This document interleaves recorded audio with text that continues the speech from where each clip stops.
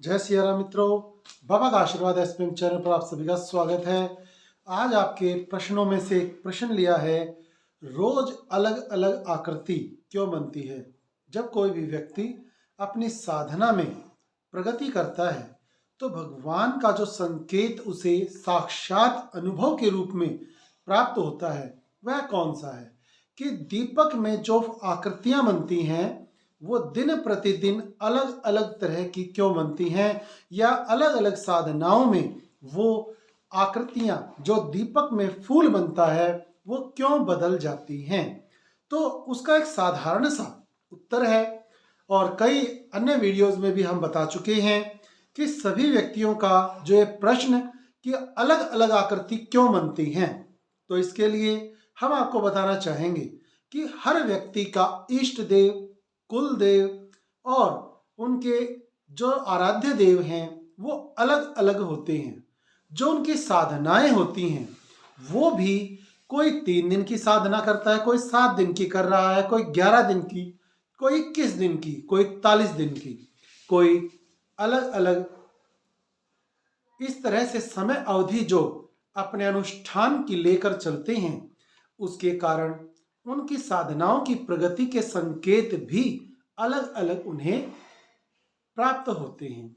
जो ध्यान में उन्हें अलग अलग प्रकाश दिखाई देते हैं, किसी को हरा प्रकाश दिखाई देता है, किसी को सफेद, किसी को लाल, किसी को नीला, किसी को पीला, और भी अन्य अलग अलग रंगों में यह ध्यान की विधियों में आने वाले संकेत हैं। ऐसे ही पूजा के फूल जो चढ़ाए गए हैं, किसी का इतना ज्यादा तराटक सिद्ध हो जाता है कि वह भगवान से प्रार्थना करता है कि हे प्रभु, मुझे जो मैंने फूल आपके सामने अर्पण किया है, आप पर चढ़ाया है, वही मुझे प्रसादी रूप में प्रदान कर दीजिए। तो बहुत एक टक होकर, एक बिल्कुल अन्य मन में कोई भी भावना नहीं आती जब, और भगवान के प्रति बहुत ज्यादा समर्पण होता है, तो वहां पर वो आराध्य देव को अर्पण की गई कोई भी चीज वस्तु है, चाहे बांके बिहारी की बांसुरी है, या उन्हें अर्पण किया गया फूल है, या कोई फल है, तो वह तुरंत उनके द्वारा गिरा दिया जाता है।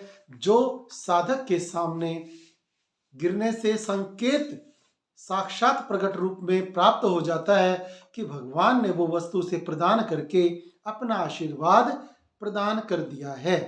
तो जिससे साधक के मन में बड़ी अकहने योग्य, अकथनीय शांति और समृद्धि प्राप्त हो जाती है, उसका दिल गदगद हो जाता है।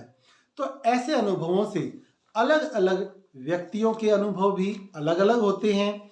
अलग अलग साधनाएं जो अलग अलग समय पर की जाती हैं, उनके अलग अलग ही अनुभव और प्रकार और भगवान के द्वारा संकेत भी अलग अलग होते हैं। सभी की समय अवधि अलग होती है, तो ज्योत की आकृति बदल जाती है। पहले शुरुआत में ज्योत में बनने वाले फूल में 1, 2, 3, 4, 5 इस तरह से पंखुड़ियां आने लगती हैं, आकृतियां बनने लगती हैं। किसी में गुलाब का फूल, किसी में कमल का फूल, किसी में त्रिशूल, किसी में गदा, किसी में रुद्राक्ष की आकृति, या अलग अलग प्रकार की बहुत सारी उसमें सांकेतिक भाषा में आपकी आकृतियां उभर कर सामने आती हैं। यदि आप दुर्गा माँ की पूजा आराधना कर रहे हैं तो उनकी कटार आ सकती है, उनकी तलवार आ सकती है, उनके त्रिशूल बन सकते हैं, शंख बन, चक्र बन सकता है, शंख बन सकता है, या माँ के जो आयुध धारण किए हुए हैं उनमें से किसी भी आयुध का, शस्त्र का आपको इस प्रकार से आकृति बनकर आ सकती है। तो यदि ऐसी आकृति बनती है तो आपके आराध्य देव की उपस्थिति का संकेत आपको देती हैं कि वो देवी या देवता आपके सामने प्रसन्न होकर अपना साक्षात भव्य दिव्य रूप प्रकट कर रहे हैं, और उनके आयुध के रूप में संकेत आपको दे रहे हैं। जो दीपक में जो फूल बन गया है, उस आकृति से आप उनको साक्षात समझिए, और अपने मन में जो भी इच्छा हो ये समझकर बोल दीजिए कि सामने वो देव या देवता या आपका इष्ट आराध्य देव सुन रहा है, और आपको आशीर्वाद या वरदान देने के लिए वह साक्षात आपके सामने ही खड़ा है।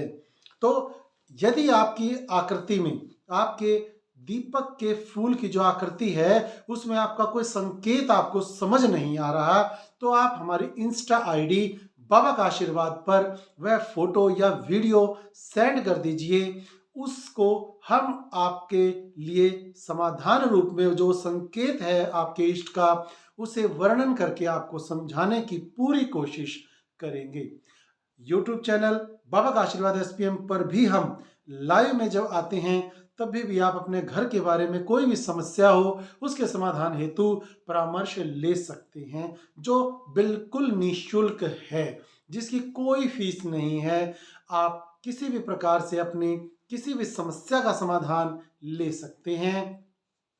जुड़े रहें बाबा का आशीर्वाद एसपीएम चैनल पर। यदि जानकारी आपको अच्छी लगी हो तो ज़्यादा से ज़्यादा शेयर करें और चैनल को सब्सक्राइब करें। कमेंट बॉक्स में अपने इष्ट देव का नारा जरूर लगाएं।